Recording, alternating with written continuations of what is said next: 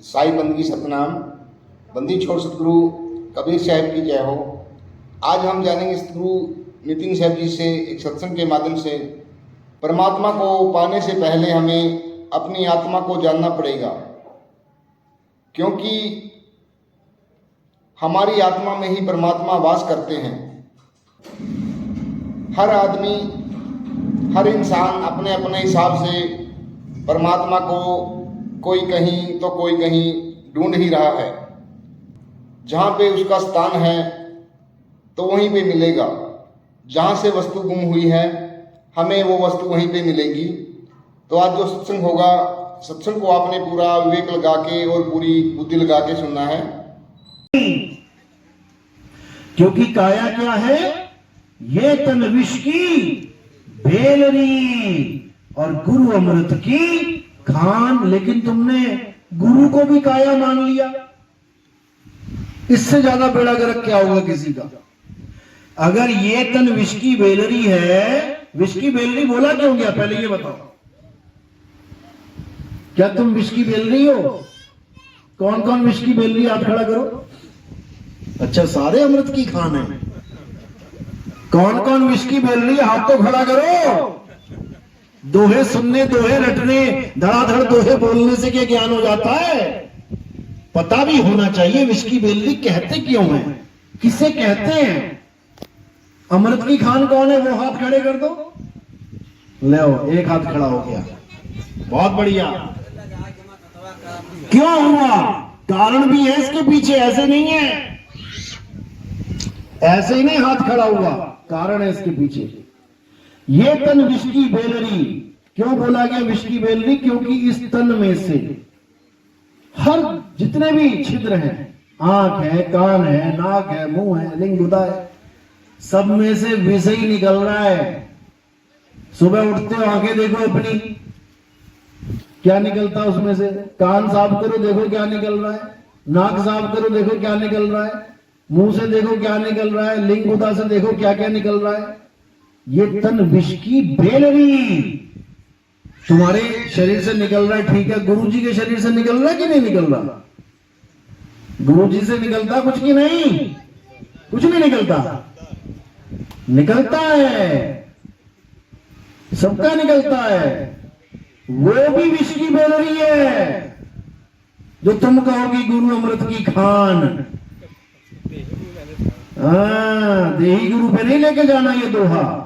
ये दोहा कहीं और की बात कर रहा है। ये तन विष की बेलरी, यानी ये जितने भी तन हैं, मेरा तन, तुम्हारा तन, गुरु जी का तन, चेलो जी का तन, ये सब विष की बेलरी है, सब गंदगी भरी पड़ी है।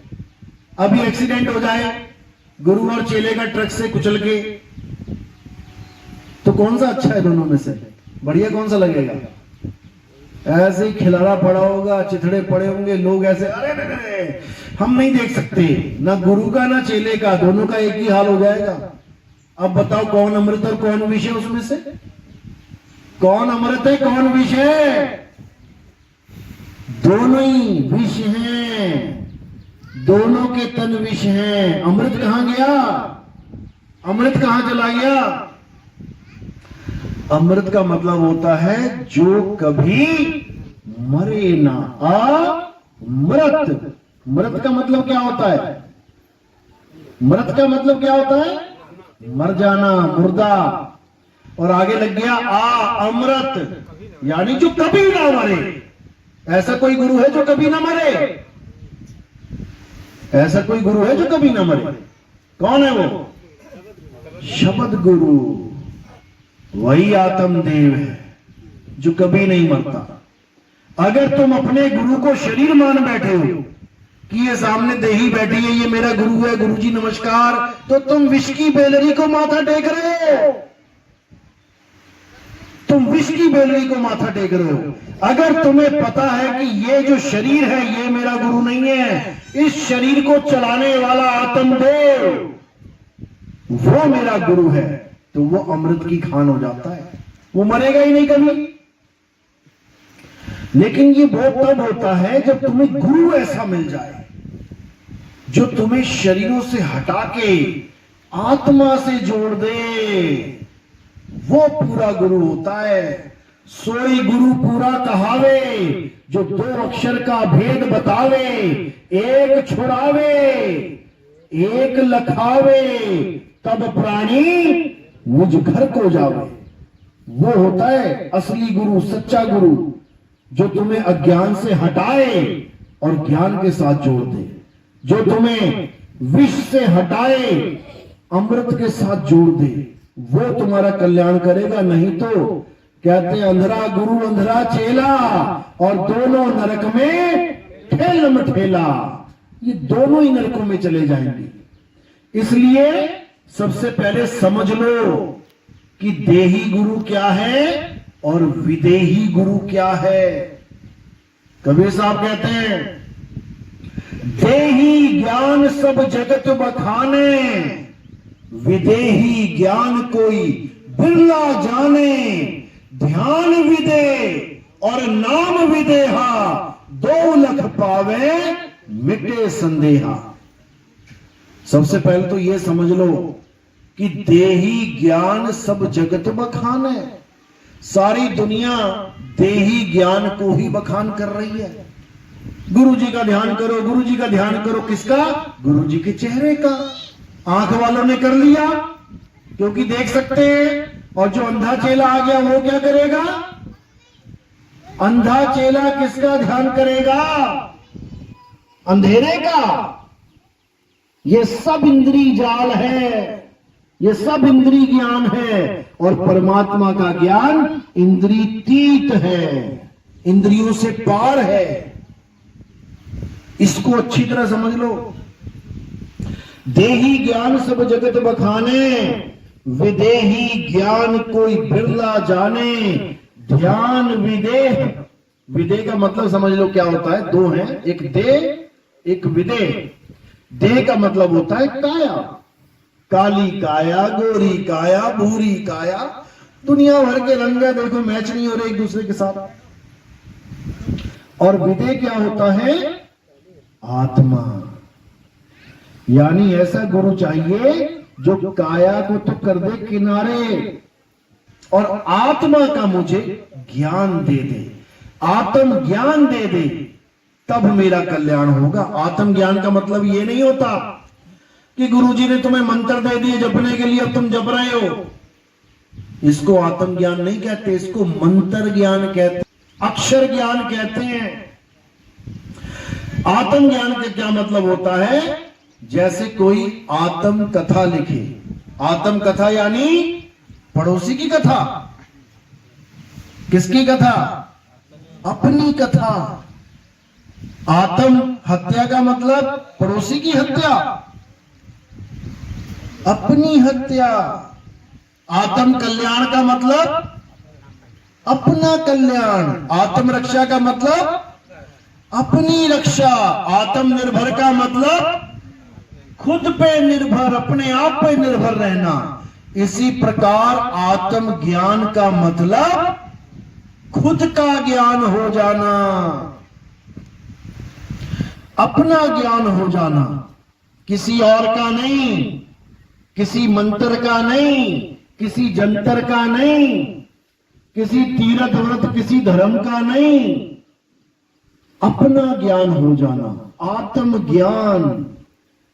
आत्म ज्ञान बिना नर भटके, यानी अपना ज्ञान तो तुम्हें है नहीं कि तुम एक आत्मा हो और तुम चले हो मंत्र जपने, तुम चले हो मंदिर मस्जिद गुरुद्वारा, तुम चले हो काशी, तुम चले मक्का मदीना। यही समझा रहे हैं कबीर साहब। आत्म ज्ञान बिना नर भटके, कभी काबा कभी काशी, जल में मीन प्यासी, मुंह देखत आवे हासी। अब गुरु मिल भी रहा है तो गलत रास्ता बता दे रहा है। हालांकि जानबूझ के गलत नहीं बताता कोई गुरु, कोई भी नहीं। गुरु क्यों बता रहा है रास्ता गलत? क्योंकि उसे जो गुरु मिला है उसने ये रास्ता बता दिया,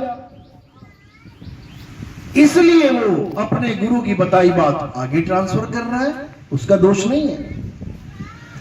दोष किसी का भी नहीं होता है, दोष किसी का नहीं होता है। बात होती है विवेक की और अविवेक की। अगर तुम्हें विवेकी गुरु मिल गया तो समझो तुम्हारा काम बन गया, और अगर तुम्हें अविवेकी गुरु मिल गया तो समझो काम खराब हो गया। हालांकि दोष दोनों में से किसी का नहीं है, क्योंकि जब उसी को गुरु नहीं मिला पूरा तो वो तुम्हें कैसे पूरा ज्ञान देगा, नहीं दे सकता। तो साहिब क्या कह रहे हैं कि कहां कहां लोग ढूंढ रहे हैं, मुझको कहां ढूंढे रे बंदे, मैं तो तेरे पास में। जो चीज तुम्हारे बिल्कुल पास पड़ी है लेकिन तुमको मिल नहीं रही है, क्यों नहीं मिल रही? क्योंकि तुम्हें कोई गुरु नहीं मिल रहा जो उस वस्तु के बारे में ज्ञान दे। जैसे मैंने पूछा आत्मा किसके पास है, सबने हाथ खड़ा कर दिया। चीज तुम्हारे पास है, इसमें कोई शक नहीं। हीरा तुम्हारे पास है, लेकिन उसका तुम्हें ज्ञान नहीं है, इसलिए कंगाल बने पड़े हो। अरे भीखा भूखा कोई नहीं, सबकी गठड़ी लाल, और गांठ खोल देखा नहीं, ताते भय कंगाल।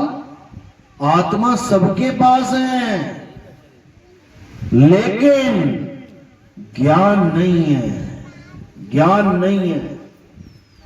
तो कह रहे नर नारी और कीट पतंगा, सार शब्द सभी के संगा। लेकिन कैसे बोध हो उस सार शब्द का? जब पूरा गुरु ही नहीं मिला तो सार शब्द का बोध कैसे होए? तो कह रहे कहां नहीं ढूंढना है, ना मंदिर में, ना मस्जिद में, ना काबे कैलाश में। अगर तुम्हें ऐसा गुरु मिल गया जो तुम्हें मंदिर दौड़ा रहा है, बेटा सुबह भी जाओ, दोपहर में भी जाओ, शाम को भी जाओ, पूजा करो, व्रत करो, तो समझ लो फंस गए तुम। ना मंदिर में, ना मस्जिद में। कोई कह रहा जाओ बेटा 5 टाइम की नमाजें पढ़ो जाके, तुमने उसके कहे पे 5 टाइम की नमाजें पढ़ना शुरू कर दिया, समझ लो फंस गए तुम। ना मंदिर में, ना मस्जिद में, ना काबे कैलाश में, तीर्थ यात्रा में भी नहीं है। मुझको कहां ढूंढे रे बंदे, मैं तो तेरे पास में, नाम है जप में। अब अगर तुम्हें ऐसा गुरु मिल गया जिसने तुम्हें नाम जपवा दिया, ये नाम जप ले, वो नाम जप ले, ऐसे जप ले, वैसे जप ले, यानी कोई भी अक्षर दे दिया, आ से लेके ज्ञा तक कोई भी अक्षर अगर तुम्हारे गुरु ने तुम्हें दे दिया तो समझो तुम्हें फंसा दिया उसने।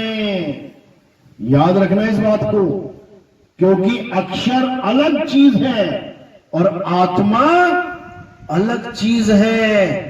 आत्मा से अक्षर उपजते हैं। ये जितने भी तुम अक्षर बोल पा रहे हो, ये पैदावार है, मुंह से पैदा हो रहे हैं और एक दिन बिनस जाएंगे। इसी को बोला 52 अक्षर लोक त्रय, सब कुछ इन्हीं माही, ये अक्षर खिल जाएंगे, वो अक्षर इनमें नहीं। वो अक्षर कौन सा? आदि अक्षर, आत्मदेव। वो इन अक्षरों में नहीं है कि कोई नाम जपने से परमात्मा मिलता है, नहीं मिलता।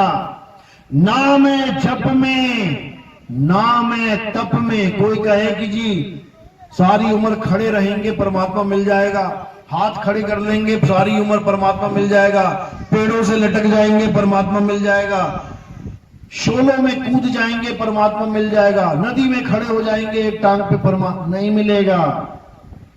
नाम है जप में, नाम है तप में, ना एकांत निवास में। कोई कहे घर बार छोड़ के जंगल में रहूंगा अकेला तो परमात्मा मिलेगा, नहीं मिलेगा। मोको कहां ढूंढे रे बंदे, मैं तो तेरे पास में। नहीं प्राण में, ये जो प्राण चल रहे हैं तुम्हारे, नहीं पिंड में, इस शरीर में भी नहीं है वो। ये शरीर क्या है? पिंड, और सामने क्या है? ब्रह्मांड। नहीं प्राण में, नहीं पिंड में, ना ब्रह्मांड आकाश में, और खोजी हो तुरंत मिल जाऊं एक पल की तलाश में। ना तो तुम्हारे शरीर के अंदर परमात्मा रहता है कि कोई कहे इस 5 तत्व के ठठरी के अंदर परमात्मा छुपा बैठा है, नहीं, नहीं रहता वहां पे। वहां पर जीव, ब्रह्म और माया रहती है। ज्ञान गुदड़ी पड़ी है ना, तामे ब्रह्म जीव और माया, किसमें? इस ज्ञान गुदड़ी में। ये है गुदड़ी। परमात्मा का नाम लिखा है क्या? नहीं लिखा।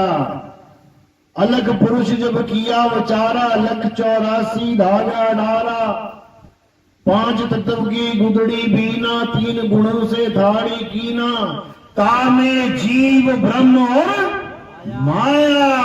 परमात्मा कहां गया? परमात्मा कहां चला गया? तामे जीव ब्रह्म और माया, समर्थ कैसा खेल बनाया। परमात्मा इस गुदड़ी में नहीं रहता भैया कि कोई सोचे कि मेरी काया में परमात्मा बैठा है। क्यों? मेरे गुरुजी ने बोला था। तुम्हारे गुरु के कहने से परमात्मा नहीं आ गया इसमें। परमात्मा तो निर्बंध है, वो इस 5 तत्व की जेल में नहीं बैठा। 5 तत्व का पिंजड़ा, तामे बोले कौन। ये 5 तत्व का पिंजड़ा है। पिंजड़े में कौन फंसा होता है? तोता। कैसे फंसाते हैं उसे? पहले आजाद होता है ना, वो दाना चुगने आता है, पकड़ के उसको पिंजड़े में डाल दिया। तो तोता रूपी जीव है। परमात्मा को थोड़ी नहीं पिंजड़े में डाल देगा कोई पकड़ के। यही अज्ञान है। अब एक जीव दूसरे जीव पे भरोसा करके बैठा है। गुरु भी जीव है, चेला भी जीव है। गुरु भी 5 तत्व में फंसा है, चेला भी फंसा है। एक बंधन में फंसा, दूसरे बंधन पे विश्वास करके बैठा हुआ है। इसी को बोला कि बंधे को बंधा मिला, छूटे कौन उपाय। कर सेवा निर्बंध की, जो पल में लेट छुड़ाए। बंधे को बंधा मिला, ठीक है, अच्छी बात है, गुरु बनना चाहिए, गुरु होना चाहिए। लेकिन कोई कहे कि गुरुजी मुक्ति देंगे, तो भैया गुरु के बस की बात नहीं है मुक्ति देना। गुरु तुम्हें भेद बताता है मुक्ति का। सेवा को 2 ही भले, एक संत एक राम। राम है दाता मुक्ति का, संत जपावे नाम। अब जपावे नाम बोल दिया तो इसका मतलब ये नहीं कि नाम ही जपना है। जपावे नाम का भाव क्या है? तुम्हें सच्ची विधि बता दे वो, परमात्मा को सिमरण करने की, याद करने की, ना कि नाम जपने की। नाम जप जप के बर्बाद हो गए लोग। कबीर साहब हर जगह यही समझाते हैं कि जप जप के जपी बन गए और तप तप के तपी बन गए। घर बार छोड़कर सन्यासी बन गए। तो जपी तपी सन्यासी, इन तीनों को लताड़ा है कबीर साहब ने अच्छी तरह। तो तुम भी तो यही बने हुए हो।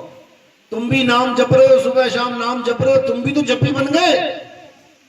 नाम जपना ही नहीं है। क्या करना है? आत्म बोध करना है, आत्म ज्ञान प्राप्त करना है, आत्म सिद्ध होना है। अपने आप को जानना है कि मैं शरीर नहीं, मैं एक आत्मा हूं। मैं आदमी नहीं, मैं औरत नहीं, मैं एक आत्मा हूं। आदमी और औरत तो 5 तत्व का पुतला है, मैं थोड़ी नहीं हूं 5 तत्व। ये तो पुतला है। इस पुतले को जीवित करने के लिए मुझे उसमें डाल दिया, चल पड़ा पुतला। जैसे ये पंखा चल रहा है, किसकी वजह से? करंट की वजह से। अब करंट पंखा थोड़ी नहीं है, करंट पंखा नहीं है, करंट की वजह से पंखा चल रहा है। इसी प्रकार मैं शरीर नहीं हूं, मेरी वजह से ये शरीर चल रहा है। और जिस दिन मैं शरीर को छोड़ दूंगा, चल के दिखाए, चल के दिखाए।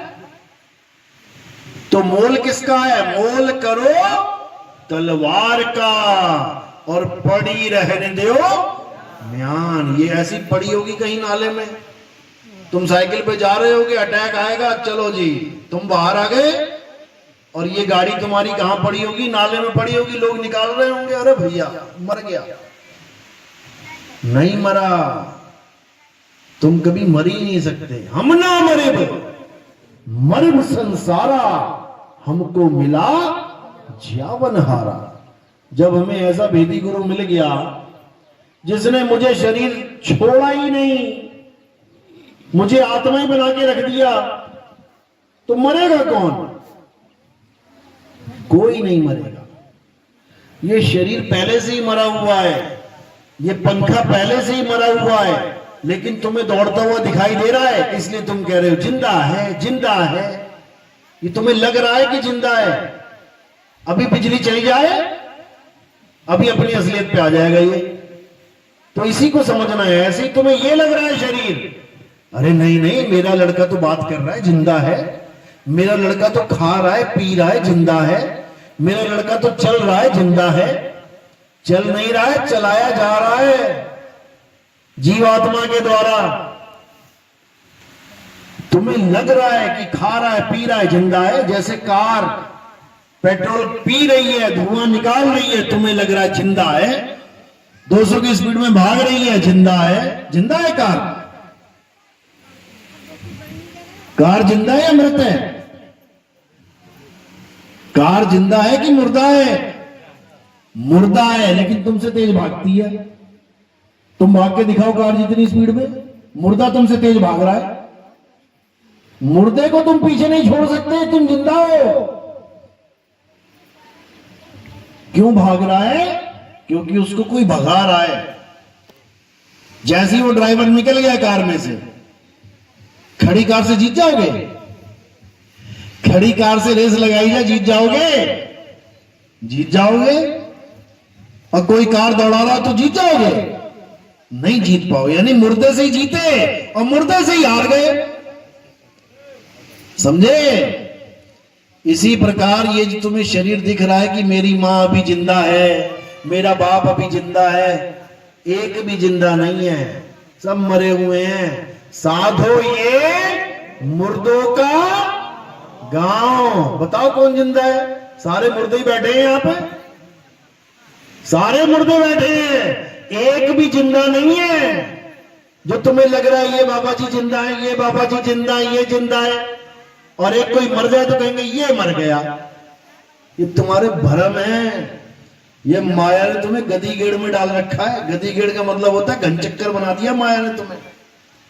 तुम्हें कुछ समझ में ही नहीं आ रहा हो क्या रहा है।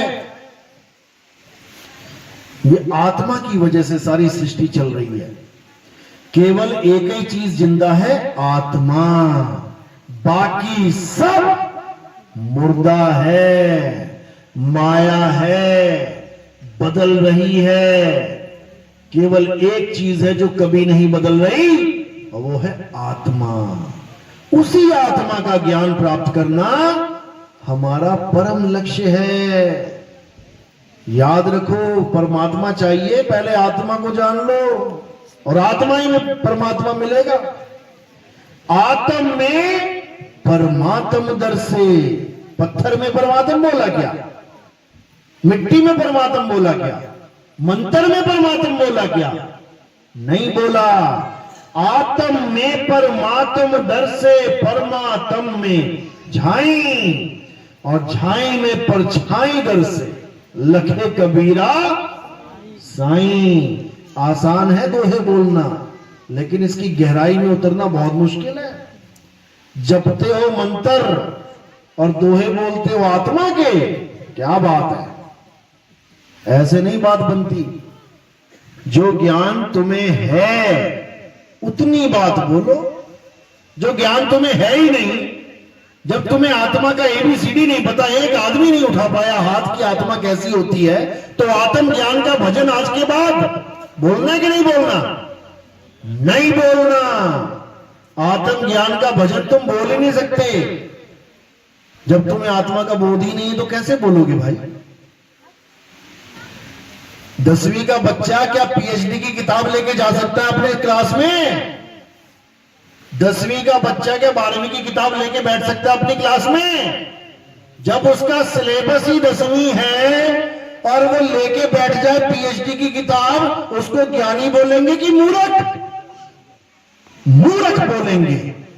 तो जिसको आत्मा की ABCD नहीं पता, वो भजन गा रहा है, जल में मीन प्यासी मोहे देखत आवे आसी, आत्म ज्ञान बिना नर भटके। जब वो भजन गाता है तो सबसे पहले तो हमें हंसी आती है कि है देखो आत्मा के नाम पे जीरो है और भजन गा रहा है आत्म ज्ञान बिना नर भटके। खुद भटक रहा है और भजन गा रहा है आत्म ज्ञान बिना नर भटके। इसी चीज का दुख होता है। और सबसे ज्यादा कबीर पंथ में है ये प्रॉब्लम। सबसे ज्यादा नाम दीक्षा कबीर पंथ में दी जाती है 52 अक्षरों की। और कबीर साहब पूरे संसार में यही छुड़वाने के लिए आते हैं। एक छुड़ाए एक लखाए, लेकिन कोई समझ ही नहीं पा रहा उनकी बात को। कबीर के नाम पे दे धंधे पे धंधा चला रखा है, बड़े बड़े आश्रम बना दिए, बड़े बड़े, और वो बेचारे एक कुटिया में रह के चले गए। रविदास जी महाराज एक छोटी सी कुटिया में रह के चले गए। मीराबाई आई हीरा लेके, महाराज जी ये हीरा बेच के बढ़िया सा मकान बना लेना, मैं जा रही हूं मायके। चली गई, 3 महीने बाद आई, देखा वहीं बैठा है गुरु मेरा एक छोटी सी झोपड़ी में। बोली महाराज जी वो हीरा दिया था वो कहां चला गया? क्या किया आपने? आपकी तो वही छोटी सी झोपड़ी है। कहते बेटे जहां रखा होगा वहीं से उठा ले, कोई आता तो है नहीं यहाँ पे। देखा जहां कोने में रखा था वहीं पे अटका पड़ा हीरा, क्योंकि उनको इन चीजों से मतलब ही कोई नहीं है। उनको तो केवल आत्म ज्ञान की बात चाहिए। आत्मा ही वो हीरा है जिसको हमने पाना है, वही अमोलक वस्तु है। हीरे की कितनी कीमत होती है? 20 लाख, 50 लाख, 1 करोड़, 100 करोड़, 1000 करोड़। आत्मा की कितनी कीमत होती है? कितने की बिकती है आत्मा?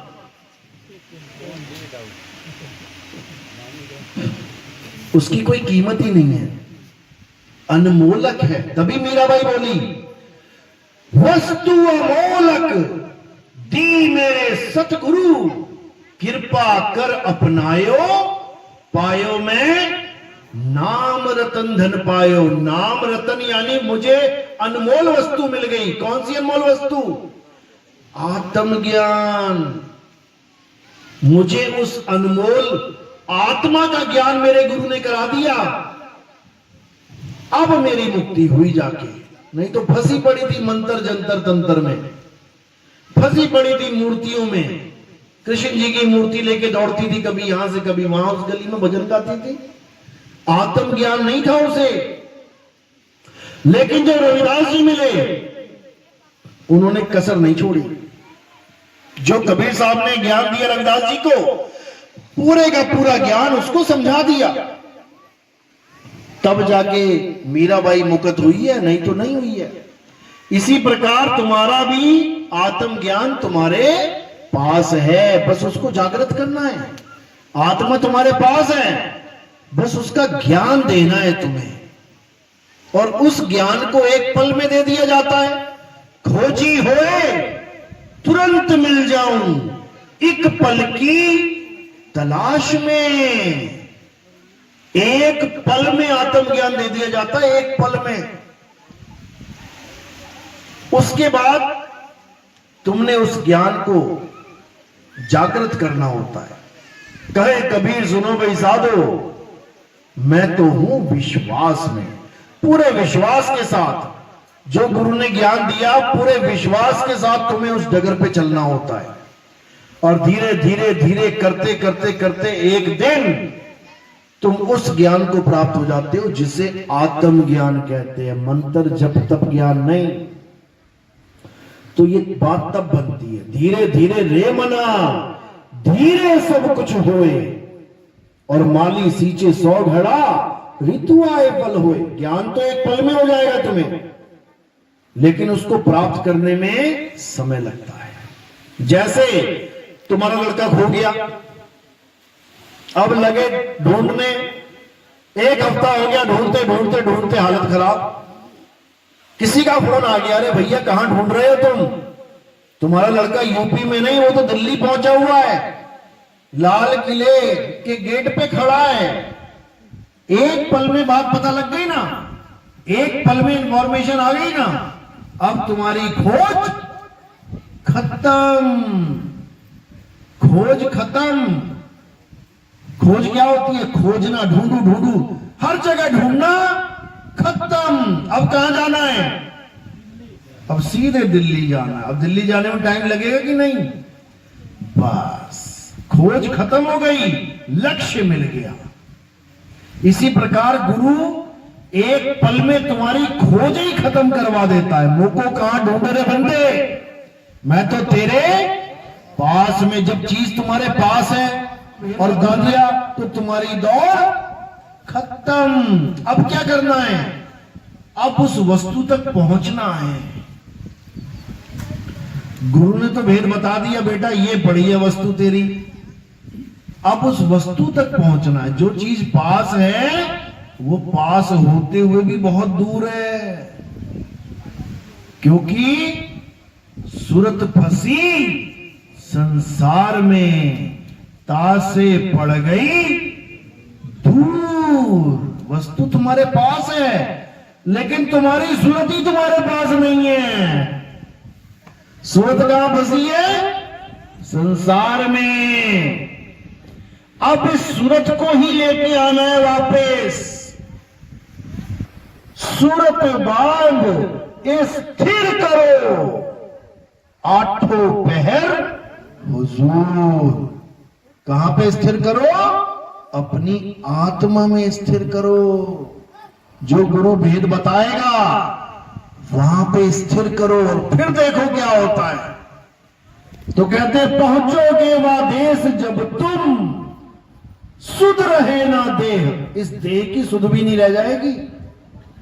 5 तत्व गुण 3 नहीं, ऐसा शब्द विदेह। ये 5 तत्व और 3 गुण तो नीचे रह जाएंगे और तुम इस काया से परे हो जाओगे।